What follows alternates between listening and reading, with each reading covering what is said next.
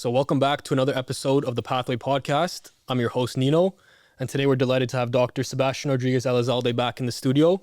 And Good to see you, Nino. Good to see you again. Good to see you as always. So today we have life after hip replacement and life after knee replacement FAQ edition. So just let's get right into it, starting with the hip. How do I know if my hip pain is severe enough for a whole replacement? So that's a good question. I mean, I think the big question people ask themselves or need to have sorted out is it actually hip pain? A lot of people, when they point to their hip, they often grab their butt or their low back, and often that pain is actually low back pain. So first of all, you need to diagnose the problem correctly. And hip pain is actually typically manifests as groin pain. Right. So a lot of athletes as we age and stuff think they've pulled a groin, and that can go on for several weeks or months. And even with treatment doesn't seem to get better. Then someone finally does an x-ray and says, you know what, you don't have a pulled groin, you have hip arthritis. Right. So I think one of the key symptoms that people feel is groin tenderness. Sometimes you can get pain that radiates down to the knee. You can get pain in the thigh and in your buttock, but it's not necessarily your low back. And then the second thing is if you start to have limitation in mobility in your hip. Once people start to get hip arthritis, they've been aware of it for a while, but once the symptoms get bad, it can go downhill pretty quickly. And so it can become quite severe and debilitating and often quite stiff. So people notice things like putting on their shoes, putting on their socks, sleeping in bed. Their hip really bothers them. So That's another hallmark sort of symptom. So you mentioned there that there's a fast rate of decline and things can get really worse at a fast rate. So does that mean for patients who need a hip replacement, it's better to do it sooner than later? It's a good question. The timing question is, at the end of the day, look, a hip replacement or knee replacement is major surgery. It's never a great time to have major surgery in your life. Everyone's busy. They have jobs, they have obligations, they're looking after grandkids. But in terms of getting it done, it's I often tell patients you'll know when you're ready. And what that means is sometimes you start to feel symptoms, but you're still managing day to day in your life. Often they'll see somebody or know that they have hip or knee arthritis, specifically, and they'll be able to manage it with maybe medication, some Tylenol, some Advil, maybe a prescription anti-inflammatory. And then typically people start to, once they've seen somebody try to do some exercises or stretch or reintroduce mobility into their life. And when these things aren't working anymore, or you start thinking about your hip more often than you're not, then you need to see somebody and maybe discuss surgical options. Right. And I know this is it's a huge umbrella term. It might be vague, but how do you determine if someone is fit enough for surgery, and is a certain level of fitness required for surgery to take place? It's a good question. I think fitness has to be looked at in a couple of different ways. There's medical fitness. So what is your heart like? Are you on blood pressure medications? Do you have diabetes? Are those medications and medical conditions well controlled? Are you fit enough to undergo the rigors of surgery from your body? So I think that's an important question that we often involve our internal medicine colleagues with, or our anesthesia colleagues, and they help with the surgeon to make a determinant of medical fitness. Right. Now, in terms of fitness, I think you're alluding to in terms of physical fitness, I think that's another key component. And what we've learned over the years is that the fitter you are ahead of surgery, the easier your recovery will be. Once you've traumatized the body with surgery, it's hard to recover muscle strength. Right. So the more you can do that ahead of time, the more you can work on range of motion and mobility, proprioception ahead of time, the faster you will recover. Yeah, that answered my follow-up question to that in terms of strengthening your muscles, that prehabilitation idea. How important is that? I think for years, we put a lot of emphasis on rehabilitation, like what do you do after? And it's only in the last, I think, decade, we've really focused on prehabilitation. And so that's strengthening the body in a couple of ways. One is endurance. So if you're having a hip or a knee replacement, something like a cardiovascular exercise for 20 to 30 minutes, 3 times a week, be it an exercise bike with minimal resistance or increasing resistance, an elliptical or swimming. Those are probably the 3 greatest sort of things you can do to increase your endurance that are non-impact on that joint. And then strength training. And strength training can be anything from, people think of people in the gym lifting heavy weights, but really, it's some sort of resistance exercise. Right. That resistance can be bands, can be machines, can be pulleys. And that, if you've never exercised before, should be done under the guidance of a trainer or a physiotherapist. Right. And if someone's looking for a consultation with you, an orthopedic consultation to determine if they're a candidate for a hip replacement, what kind of imaging do you look for to tell exactly how worn out someone's hip is? That's good. Yeah, people use it, think oh, I need an MRI, right? Like everyone defaults to an MRI, but actually the diagnosis for hip arthritis is mostly made on an x-ray. So 2 views of the x-ray in 10 seconds can tell me if you have hip arthritis and if you'd benefit from a hip replacement. The degree of arthritis that people see, like if people often get hung up on the words a radiologist uses, like severe or moderate, it's only mild. Those are just subjective terms used to describe an x-ray. Once you have that condition, how it's impacting you is very personal and subjective. And also, patients frequently ask now on the topic of consults, of in-person versus virtual consults. I want to get your opinion on that. Is a virtual consultation, do you get the same information out of that as an in-person consultation? So for hip and knee arthritis, which is actually generally pretty straightforward in terms of assessment and diagnosis, a virtual consultation I think is fine. A virtual consultation, you can get all the information you need with past medical history, all the surrounding factors. And if you're able to access imaging, so x-rays and the reports thereof, I think you have more than enough information. Sometimes you don't have that physical exam feeling. So being able to watch how somebody walks or how stiff their joint is, you don't have at the time. Those are things that sometimes we can still check the day of surgery just to ensure, we're making the right decision. Right. But I think the bulk of the information you can get, I think is equivalent on virtual consultation. Got it. And if someone can still walk pain-free, walking or light to moderate activity, does that mean it's too early for a hip replacement? That's a good question. I mean, so for some people, it's not necessarily too early because some people say I can walk and I can go to the office and do everything, but every time I golf, I can't finish a round of golf and I have to take Advil, and golf is my life. So for that person, hip replacement might be ready. So it depends on what you want out of life, what your expectations are, and if a hip replacement will be able to allow you to continue to do those things. And in your own practice, do you do only unilateral or one-sided hip replacements? Or if someone has arthritis in both, would you do it both at the same time, or do they have to be spread out? Yeah, so a bilateral hip replacement, we do that pretty often if people have symptoms and findings on both sides. Now, I wouldn't do it preventatively on another side because it might bother you in the future. But if sometimes people come in and they say, I can't even tell which one to do first, the right or the left, then we do both at the same time. Right. And again, you have to be medically fit for that too, because it's a bit more stress on the body to have both sides operate on at the same time. Right. And in terms of the procedure itself, what parts of the hip are being specifically replaced? So yeah, people get lost a little bit in the hip, but the hip is really the articulation between the femoral bone, the femoral head, and the acetabulum, which is your pelvic bone. Right. So the first step is we remove the femoral head and neck, which is sort of the ball type part of the femur. And we put metal inside with a metal or ceramic head on top of that. And then we put a metal cup and mill that into the pelvis. So that's your acetabulum. So a metal piece is put into the pelvis to be the socket. And within that, a plastic liner is typically placed. So it's a ball and socket joint. And is that considered what you just described a total hip replacement, or is that a partial hip replacement? That's a total hip replacement. In the past, decades ago, people used to do partial hip replacements. And that's just replacing the top of the femur or with a ball which articulates with the native acetabulum or the native cup. So there's still cartilage there. Sometimes we still do that for fracture treatment. So a lot of people that have hip fractures will be treated with a unipolar or a bipolar hip replacement, which is not a total hip replacement. But for now, for treatment of arthritis, we never do that anymore. Right. And for a hip replacement, where exactly is the incision and how large is it? So that's, again, variable. You have to make the incision big enough to be able to safely do the surgery. Right. So, classically, I would say this is anywhere between 6 to 10 centimeters, depending on the size of the patient. And I do all anterior approach hips. So there's a couple of ways to do that. And one's a bikini type incision, which is a little slightly lower than the actual bikini crease, but is more of a transverse or oblique incision, or a vertical incision, which is more of a classic sort of anterior approach incision. Both work well. There are pluses and minuses to each type of incision, but underneath, the surgery is still the same. And is the anterior approach always better? And what are some other approaches that are used? It's a good question. So you're asking an anterior approach surgeon if an anterior approach is better. I mean, it's like asking a Coke guy if he wants to drink Pepsi. You know what I mean? Like, not really. But so I think anterior approach for sure is better in my hands. That's what I've done for almost the last 10 years. Before that, I did do the posterior approach. So the anterior approach offers several advantages to the posterior approach, which I used to do before, and the lateral approach. The anterior approach is generally considered muscle sparing, so no muscles or tendons are detached off the bone and don't have to be reattached after. What this means is there's a lot less pain in terms of the recovery of it, and there's more stability inherently to the hip after. So out of dislocation, when your hip can pop out of socket, this is, one of the fears after any hip replacement surgery. The dislocation rate of it popping out all of a sudden with an anterior approach compared to a lateral or a posterior approach is significantly lower. Right. And then the side approach or the lateral approach of hips was also done in Canada for a long period of time. And that involved taking off your abductors from your hip and then reattaching them. And that's a very safe approach in terms of not having the dislocation risk of a posterior approach.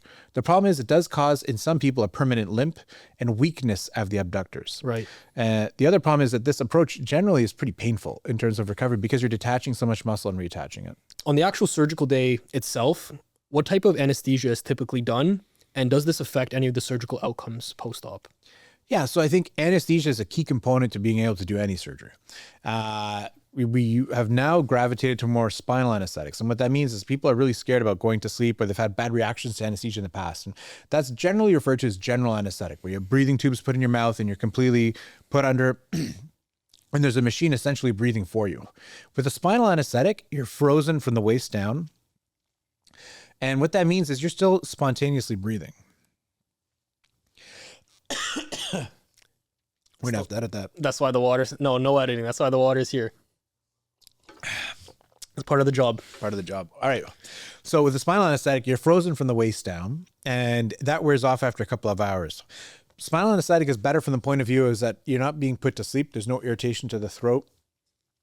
Per se, like I just demonstrated.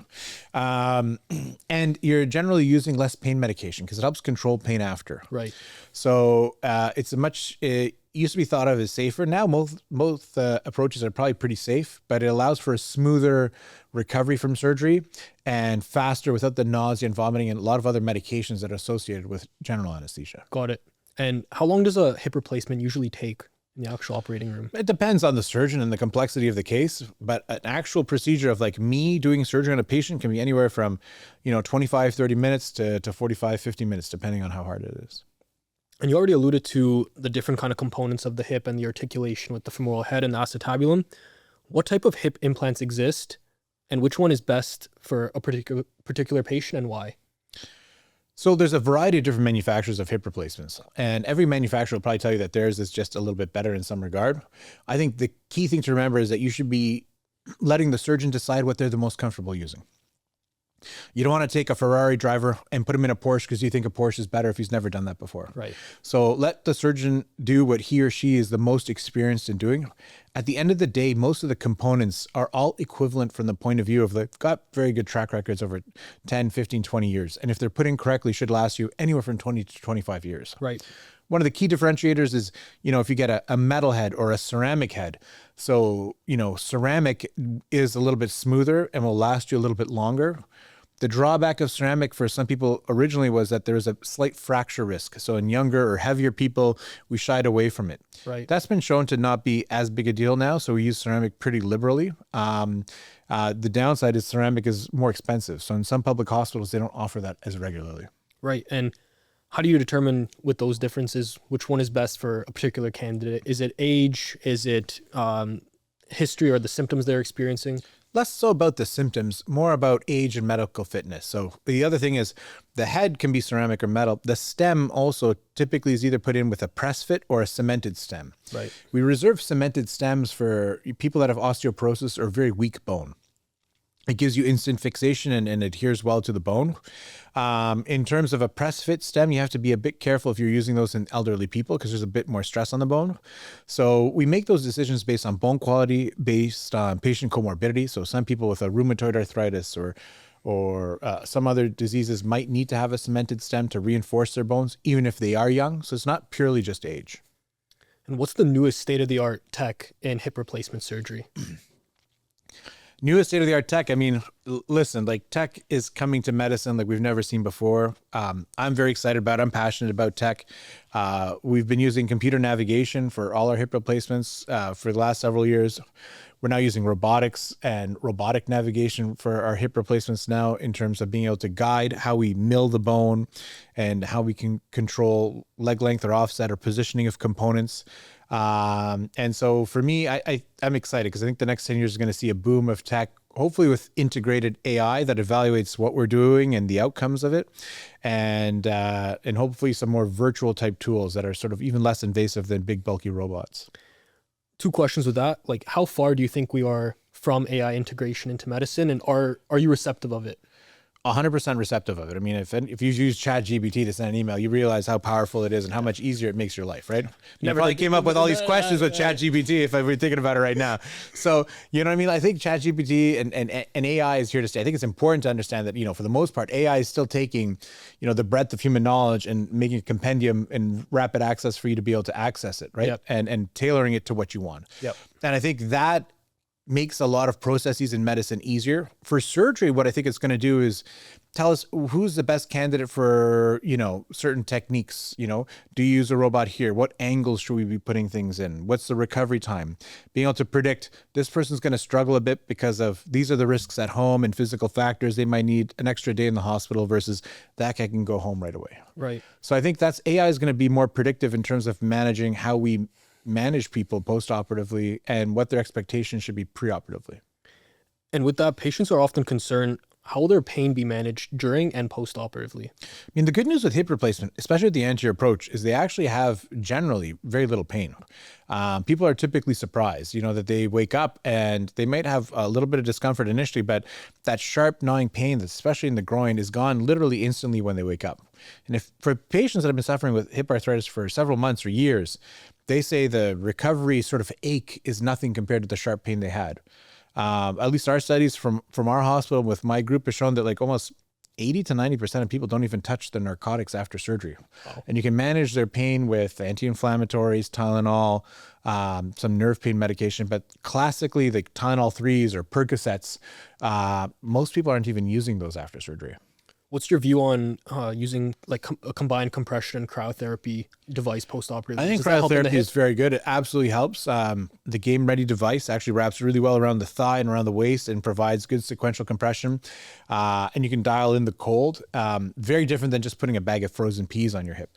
And so I think that compression helps minimize swelling. And we know from studies that if you use this 6-7 times a day, you're going to use less narcotic equivalents, less morphine type medication. So I think that's a great adjunct. And the recovery of hip replacement isn't any one thing, but it's a combination of how you use the medications, how you prepare for surgery, do you use cryotherapy, that kind of stuff. Right. What are the most common complications of a hip replacement surgery? So common complications that could happen to you in terms of hip replacement, I mean, I think the first one that comes to mind for a lot of people is infection. So can it get infected? Because anytime you make an incision on the body, there's skin bacteria that could get inside and can colonize and cause an infection. Most of these infections, thankfully, are superficial skin type infections that can be treated with an oral antibiotic if caught very quickly after surgery. A deep infection in the hip may require another surgery to go in and wash out, potentially even exchange or remove the existing components in the hip. After infection, the other most common complication in hip replacement historically was dislocation. As I mentioned, with anterior hip replacement, dislocation rates are exceedingly low, probably less than 1 in 200. But your hip can still pop out of socket if you're not careful. Another complication is periprosthetic fracture. So we're going inside and we're milling your bones and shaping them. And if you've ever watched a surgery like this on YouTube, you see like we're a bunch of dudes with hammers, right? Hammer. So if you're hammering things into the bone, you know, when we do this carefully and sequentially and by incremental sizes, the bone can still break. Right. And so if that happens, we might need to change the type of implant we're using or modify how much weight you're able to put on your hip afterwards. And how long after hip replacement does a patient need to stay at the surgical clinic or at the hospital? Most of our patients, you know, at our hospital actually go home the same day. I think, you know, with good anesthesia and good surgical techniques and patient expectations and prep, most people are probably able to go home the same day. Now, the caveat for that is we did a study and we showed basically like the limitations of this are how far away are you from the hospital. So if you're traveling from out of town to have surgery or coming in, you know, it might be safer to spend one night in the facility or in the hospital. But shortly after that, you'll be mobile pretty quickly, moving with physiotherapy, and then once cleared, can go back to the hotel or home. That's amazing. And when they go home, do they need a walker, cane, or crutches? And if so, for how long? So we typically start people off with a walker, and that's really just to give balance. You can put your full weight on a hip replacement after surgery, but if you're feeling a little woozy with the medications or a little tired or fatigued, it's nice to have a walker to give you balance. Most people will get rid of the walker between 2 to 4 weeks and transition to a cane. Usually by 4 to 6 weeks, people aren't using any gait aids. Fantastic. And post-operatively, are there any movements or positions that patients should be avoiding after hip replacement? Yeah, a lot of people ask about this because, you know, they said, well, my grandmother had a hip replacement and she had hip precautions. And what that used to mean is you couldn't bend your hip past a certain angle or couldn't internally rotate your hip because of a fear of dislocation. Nowadays, especially with the anterior approach, we don't even have hip precautions anymore. I mean, we caution people to be careful and not do extremes of range of motion to start off with, but those classic conditions where you needed a raised toilet seat and grab bars and couldn't bend or sit in a sofa like this, those are really historical in nature. Right. And for those patients, you mentioned it before, who are concerned about an infection post-operatively, how can they best care for the incision to reduce that chance of infection? So it depends who your surgeon is and how it's been done.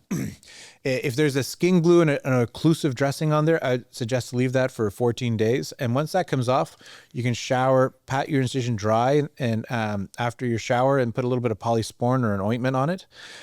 If you have stitches or staples, those have to come out in 10 to 14 days.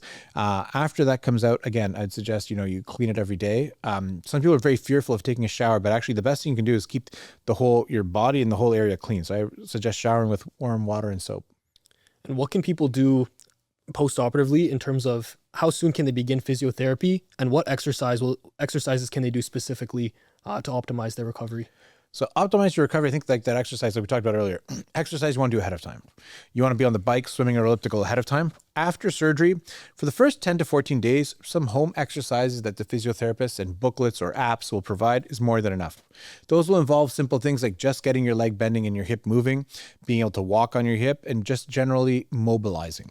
You can't really strengthen that area of the body until things have healed, including the skin and things have settled down inside. So real strength training doesn't really start till 4 to 6 weeks, but a lot of the physiotherapy exercises you're doing ahead of time are really for mobility and just to keep things moving. And you mentioned earlier that a candidate for hip replacement is someone who has reduced mobility. So will these individuals who get a hip replacement, do they gain full mobility and range of motion in the hip, or what can I'm hesitant to say full mobility, but if you're stiff in your hip because of arthritis, absolutely. We're taking off the bone spurs and the osteophytes around your hip. We're giving you a brand new ball and socket joint, and we're releasing a lot of that scar tissue. So you should get back a lot of your hip mobility. We don't want to make you hypermobile because of a risk of dislocation. And also it's hard. Your body will naturally go back to a bit of a stiffened state. So your mobility and stretching will certainly improve. Will it be quite as good as the other side? Maybe not perfect. And how long after surgery do you find people can return to their activities of daily living? If it's light or moderate, call it gardening, pickleball, choose your sport. So activities of daily living, totally different than pickleball. That's an activity of daily living to some people. A colleague at Humber Hospital thinks that pickleball is the devil's child. Yeah. That look, I think in terms of getting around on your own, the first key thing is once you can get rid of your gait aid, because it's hard to be able to do a lot of these types of things you're describing if you have to use a cane or a walker. Right. So once you've been able to get rid of the gait aid, you can start to participate in more activities of daily. Those should be pretty straightforward. In terms of going to work, a lot of that depends on logistics. Like if it's your right hip, you can't drive for a couple of weeks, you're not going to work. But if you have a ride and if you can sit or do a virtual meeting or you work from home, you can start to do those things right away.